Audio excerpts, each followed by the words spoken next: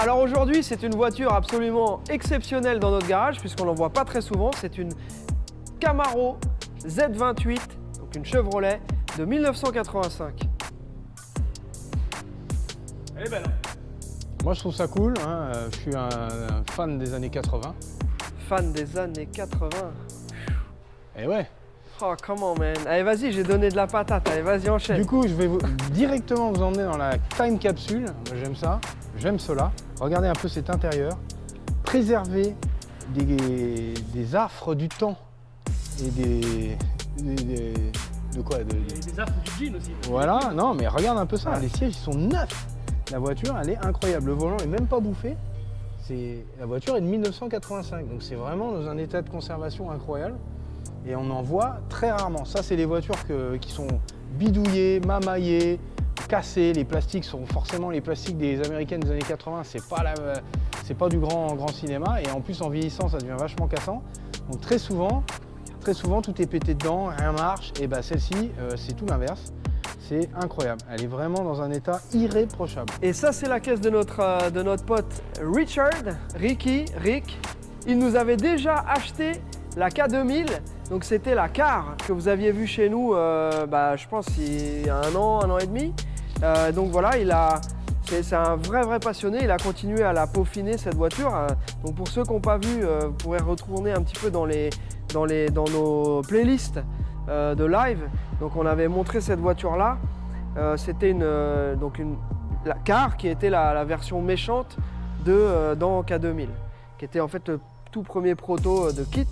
Et donc avec tout le truc, le tableau de bord incroyable, ça faisait donc tu avais les voies, etc.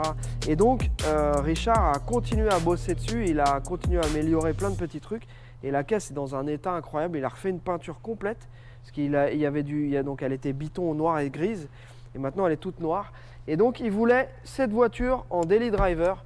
Donc voilà, c'est une caisse qui est absolument incroyable. Ça fait des mois qu'on cherche. On a été en voir plusieurs, et à chaque fois ça allait pas. Celle-ci, elle est vraiment top. Donc Alex l'a mise sur le pont, bien entendu. On l'a montré à Richard. En dessous, elle est parfaite, Alex. Absolument. Interrogation, à quoi ça sert? Alors ça, c'est un cache tableau de bord en mousse. Donc ça ici en Californie et ou dans tous les états ensoleillés aux États-Unis, c'est indispensable parce que ça protège le tableau de bord. Alors, il y en a, ils vont dire ouais, il a mis la moquette sur le tableau de bord. Parce qu'il est cassé? Non, et ben non, regarde, il est justement dans un état incroyable, pas cassé, pas fendu, parce qu'il a cette petite moumoute. Elle a dû l'avoir dès le début. Ouais, puis elle était rangée. Donc j'ai rencontré le vendeur forcément. Et en fait le gars c'est un gars qui bosse pour la marine, donc pour ici pour l'armée, hein, donc c'est un marine. Mais en fait lui il est spécial, c'est un ingénieur. C'est un marine ou il est dans la Navy? Dans la Navy. Voilà. Marines, c'est différent de la Navy. Ouais, en fait, lui, si tu veux, il n'est pas au combat ou quoi que ce soit, il est ingénieur. D'accord. Et il est spécialisé dans les valves. Donc, il fait tout un tas de valves pour les. Justement, pour les accessoires militaires. Exactement. Mais donc, le gars, en fait, cette voiture-là, c'était sa voiture de week-end. Il l'a achetée en 2013. Et voilà. Et là, elle a 135 000 miles. Donc, un peu plus de 200 000 km. Comme vous avez pu voir, l'état il est absolument incroyable. Voilà, tout fonctionne. C'est ça qui me choquait, j'ai vu les boutons, les sièges électriques, quoi. Puis tu vois, le plastique n'est pas cassé, etc. Et puis elle marche du feu de Dieu. Elle a une ligne, tu peux la mettre en route, si tu veux, Alex. Tu peux nous montrer le moteur? Hein, bien sûr. Elle a une ligne en 2,5 pouces, donc on entend bien le bruit du moteur. Je vais vous faire écouter déjà ça. Voilà.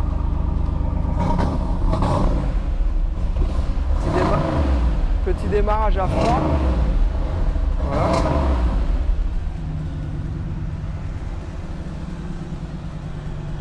Ça fait plaisir parce que Richard, c'est vraiment un super gars. On avait beaucoup échangé au moment de la K2000. Et là, ça faisait un petit bout de temps qu'on échangeait à ce sujet-là. Donc, on s'était échangé pas mal d'annonces, on a été voir des caisses. Mais là, enfin, on a trouvé celle-ci. Et donc, voilà. Joli, hein? Ouais, Donc voilà, c'est un moteur injection avec le TunePort TPI. Voilà. Donc d'origine en 85, c'était une version carbu. Et en fait là, il y a eu un swap avec donc normalement c'est un 305. Et là maintenant c'est la version avec un moteur 350, mais avec tout le système TPI de Z28 de 87. Est-ce qu'il y a Voilà. une moderne?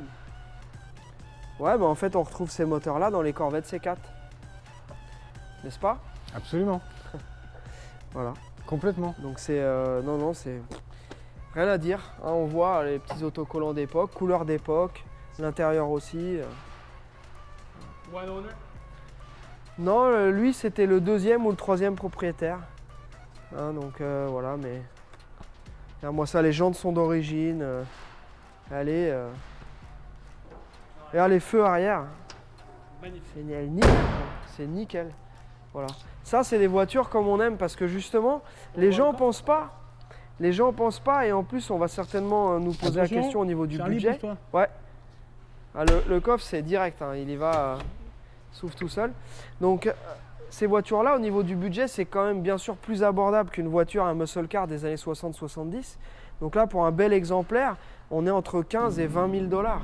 Donc voilà, pour une voiture peu kilométrée, en super état comme ça, c'est des voitures qui sont vraiment en train de prendre de la valeur. Donc on vous a déjà parlé dans certains épisodes des Fox Body, donc c'est les Mustangs des années 80. Et ben voilà, les Camaro des années 80, les Trans Am des années 80, tout ça ce sont des voitures qui sont en train vraiment de prendre de la cote ici aux États-Unis. Et donc forcément, ça va se traduire par une montée de la cote aussi dans les pays européens. Je sais pas si je préfère la Fox Body. Moi, c'est quoi? Vraiment, c'est pas cher. Ah ouais? Ah ouais. Eh ben vas-y, viens, on se fait un mini-vote. Toi, tu préfères quoi, toi? Ça.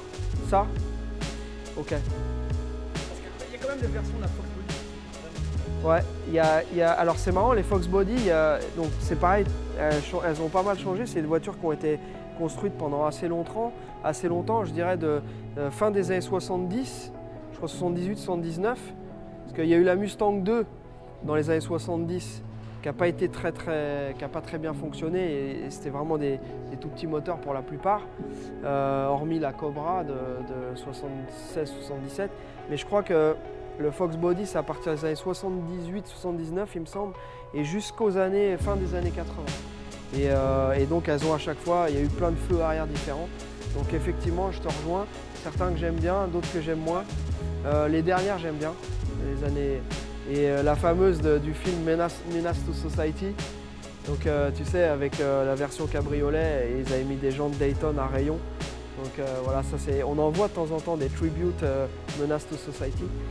Voilà, mais ouais, au niveau ligne, je préfère quand même la Chevy. J'aime, elle est vraiment, vraiment cool. Voilà. Par contre, je sais que au niveau bruit, le bruit de la Mustang, c'est un des plus beaux bruits. Le Hein. 5.0. Ouais, le 5.0 c'est vrai que c'est un beau bruit. C'est un 302, quasiment le même qu'il y a dans les Mustangs des années 67-68. Koji, là, c'est le même moteur, c'est la même architecture, pareil. Bon, après, il a injection ou carbu pour les premiers modèles. C'est le même moteur. Et ce qui est ouf, c'est qu'on en voit beaucoup plus des Mustang Fox Body que ça.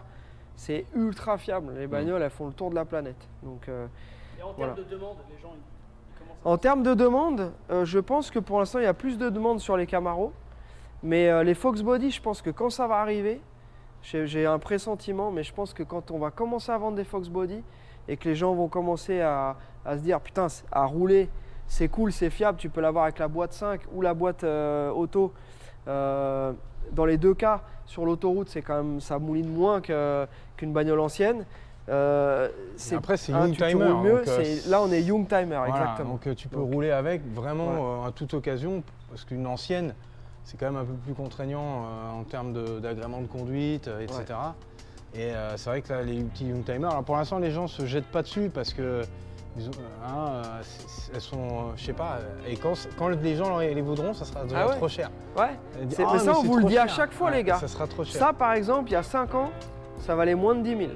Ouais. Tu la touchais, voilà. D'ailleurs, tu veux que je te dise, il le sait d'ailleurs, Richard, parmi tous les documents qu'on a avec cette voiture, parce qu'on a pas mal de documents, j'ai le bill of sale, donc c'était un papier, ils ont fait un certificat de cession sur papier libre. Le gars l'avait acheté 4005 en 2013. Et donc on a le papier. Donc c'est-à-dire le mec il a acheté en 2013 4005, il a roulé avec, c'était son petit weekend driver, etc. Et là il l'a revendu un prix qui est aux alentours des 15 000. 2005, 2013, c'était à Massy. Voilà. C'était il n'y a pas Donc- si longtemps. Donc là, plus on attend, Donc, tu plus vois. c'est cher. Donc les amis, et là les anciennes Mustang et tout, vous avez vu un peu les tarifs qui se Ouais. pratiquent maintenant. Les tarifs ça monte Ça vraiment. devient sérieusement, et c'est Ouais. tout comme ça, tous les véhicules. Donc là, c'est un bon investissement. En plus, c'est plaisir. On s'achète une voiture, on peut s'en profiter si on en prend soin et tout. Et elle fera que prendre de la valeur, quelle que soit la génération de voiture, que ce soit une oldtimer comme celle-là ou une ancienne, ou même des plus récentes. Il y a certains modèles qui sont récents et qui prennent de la valeur aussi parce qu'ils sont rares et durs à trouver. Ouais. Donc c'est juste ça. Donc c'est un bon placement. Donc au plus tôt vous faites l'investissement, au mieux sera le retour sur investissement puisque c'est exponentiel. Ouais, ouais. Voilà. On a tous hein, le regret de certaines voitures qu'on avait, qu'on a vendues, qu'on n'aurait jamais dû vendre. Et ben voilà. Donc là, c'est ça.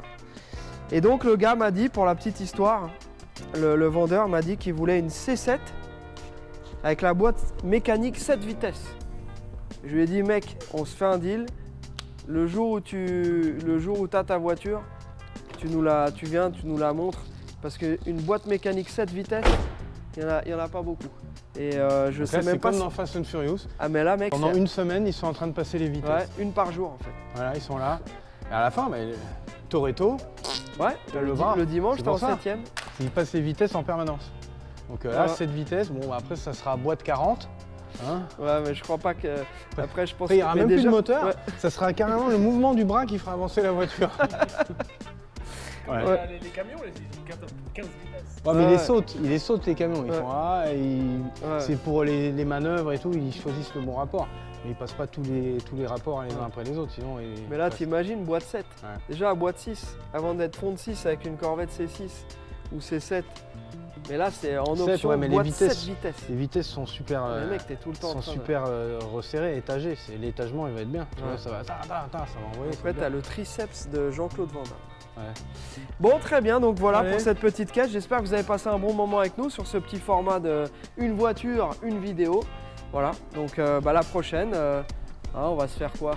De la Oh. Mustang, de la Corvette, hein. Allez, Voilà. Allez, dites-nous en commentaire si vous préférez les Youngtimers ou les anciennes, qu'on voit un petit peu à qui on a affaire. la tendance. Hein, la tendance générale. Voilà. Si vous voulez une voiture, n'hésitez pas à nous contacter et continuez à regarder aussi sur le site Central Automarché toutes les voitures en import avec Socal Franchise.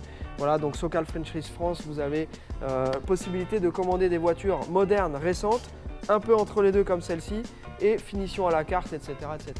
Voilà, on vous a tout dit. Portez-vous bien. Bonne fin de journée. Tchuss!